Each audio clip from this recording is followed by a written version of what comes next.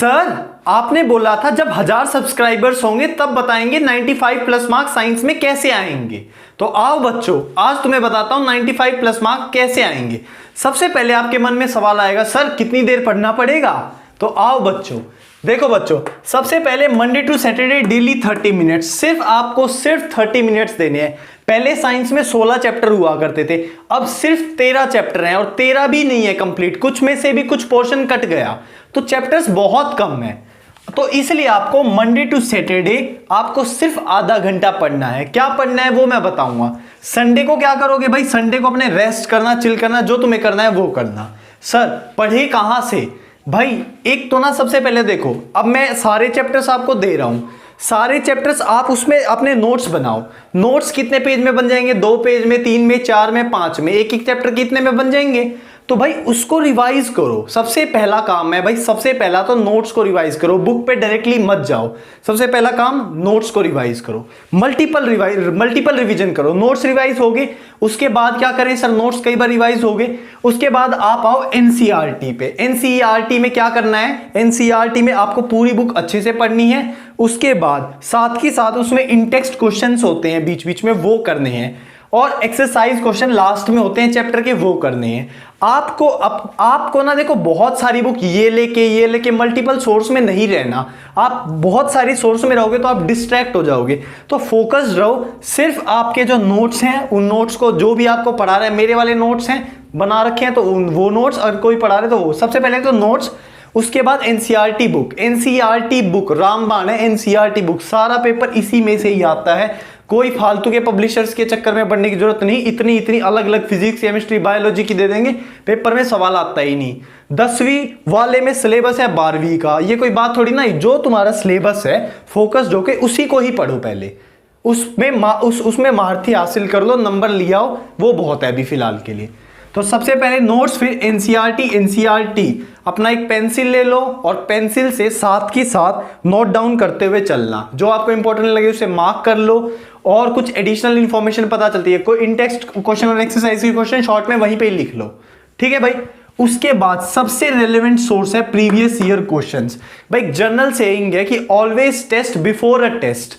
भाई एक मान लो, एक आप जंग पे जा रहे हो, तो जंग पे जाने से पहले अपने हथियार चेक करोगे ना, ठीक है या नहीं, तो उससे पहले वो चेक करते हो कि चल रहे हैं या नहीं। तो इसीलिए सबसे इंपॉर्टेंट है प्रीवियस ईयर क्वेश्चंस। भाई ये सच्चाई बताता है टीचर की, आपका टीचर इतना पढ़ा देता है, ये पढ़ा देता है, वो पर उससे क्वेश्चंस बन रहे हैं नहीं, वो कैसे पता चलेगा, वो पता चलेगा भाई प्रीवियस ईयर क्वेश्चन, क्या वो सोर्स रेलेवेंट है या नहीं।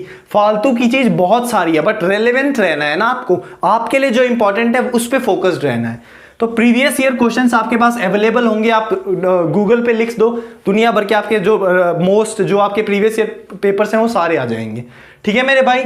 सोर्स का बता दिया मैंने, ठीक है जी। उसके बाद की पॉइंट्स देख लेते हैं। सबसे पहले जैसे मैं आपको बता रहा हूं कि सेल्फ स्टडी, भाई सबसे ज्यादा इंपॉर्टेंट है self study.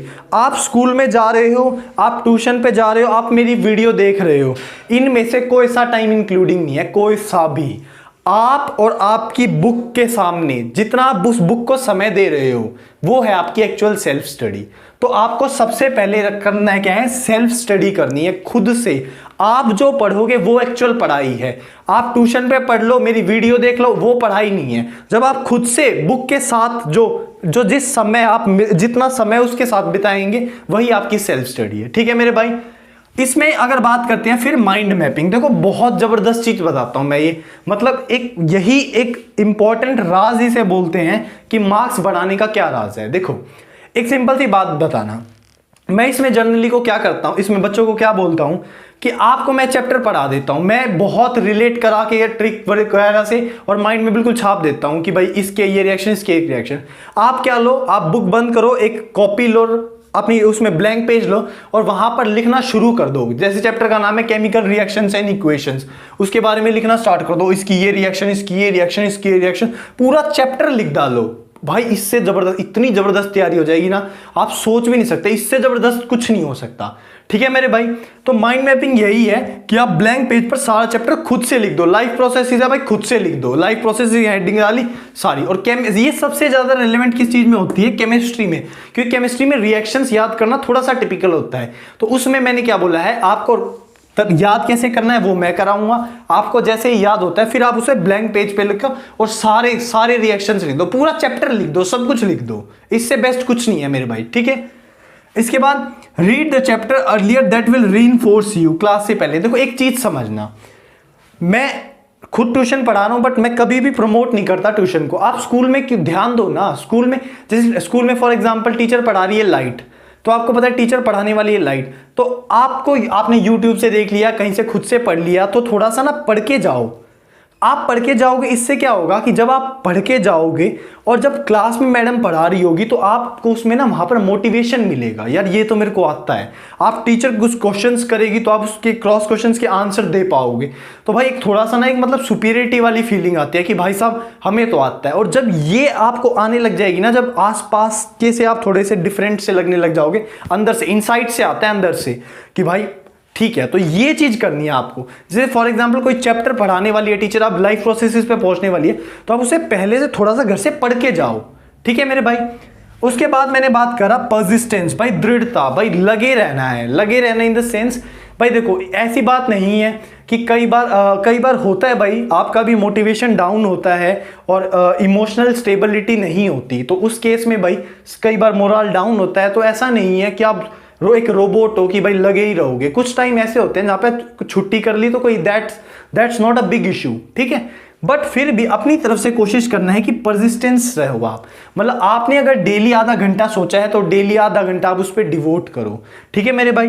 Don't cheat yourself, अपने आप को धोखा नहीं देना भाई इस चीज में, ठीक है। जैसे फॉर एग्जांपल मैंने बोला कि 30 मिनट पढ़ना है, अब 30 मिनट में वो बैठ के कुछ सोच रहा है तो फिर ये कुछ पढ़ना नहीं हुआ। और देखो मैं आपको ना एक जबरदस्त चीज बताता हूं आज।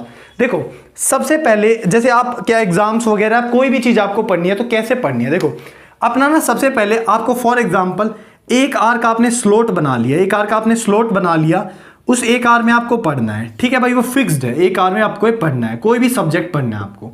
तो आप क्या कीजिए, आप ना पढ़ना स्टार्ट कीजिए। आप पढ़ना स्टार्ट करोगे तो हो सकता है, देखो स्टार्टिंग में प्रॉब्लम्स आएंगी, मैं बार बार बोल रहा हूं कि आपको एनसीईआरटी रीड करनी है, read again and again, read, ठीक है भाई।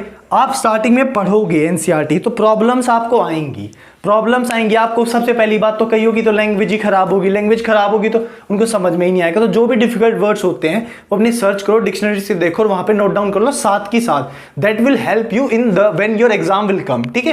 वहीं पे मार्क्ड होगा, मतलब लास्ट में आपको इधर उधर भटकने की जरूरत नहीं होगी। सिर्फ आप अपने नोट्स रखना अपने पास और अपनी एनसीईआरटी रखना, उसके अलावा कुछ भी नहीं रखना आपको, ठीक है।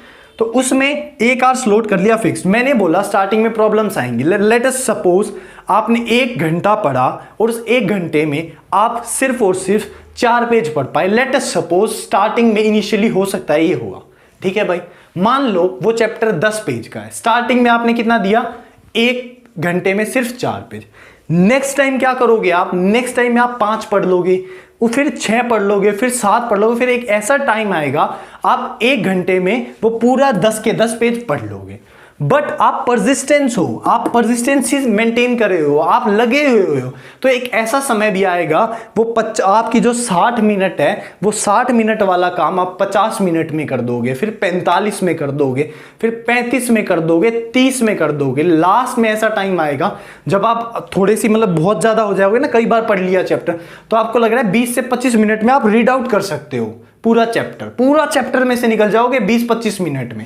जो बाकी जो टाइम बचा, बाकी टाइम क्या होगा, बाकी टाइम इज योर रीइंफोर्समेंट, वो आपका गिफ्ट है, आपने अपने आप को गिफ्ट दे दिया, ठीक है मेरे भाई। तो जैसे मैं बोलता हूं कि अगर मैंने फॉर एग्जांपल मैंने फिक्स करा कि मेरे को 6 से 7 पढ़नी है साइंस, तो 6 से 7 में मैंने डिसाइड करा मेरे को ये एक चैप्टर पढ़ना है जिस चैप्टर का नाम है केमिकल रिएक्शंस एंड इक्वेशंस।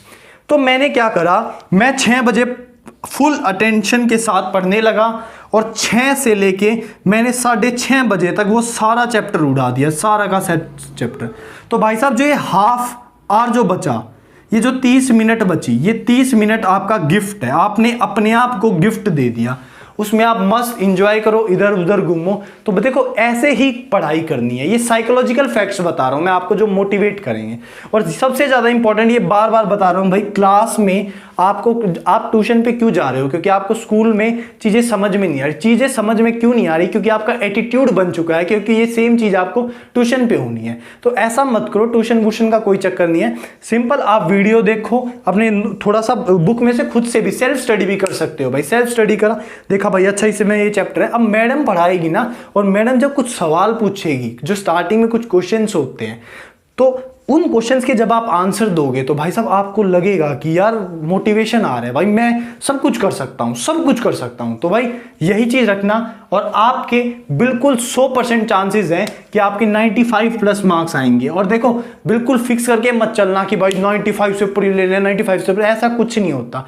इससे ना सिर्फ स्ट्रेस होगा, आप नर्वस होगे कि भाई एंजाइटी होगी, ये करना है। देखो अपनी तरफ से बेस्ट करना है आपको ना, लास्ट में जाते जाते खुद ही हो जाएगा यार। मैंने ही बोला, आप एक ब्लैंक पेज लेते हो और सारा चैप्टर लिख जाते हो, इससे ऊपर क्या होगा यार? पूरा चैप्टर लिख जाते हो, मतलब कुछ नहीं है। 13 चैप्टर है, 13 चैप्टर भी पूरे नहीं, अगर काट पीट को करो तो 11.5 12 चैप्टर्स रह गए। इस बार तो कुछ भी नहीं रह रखा, इस बार तो बहुत ईजी है स्कोरिंग। ठीक है भाई, okay, thank you for 1000 subscribers.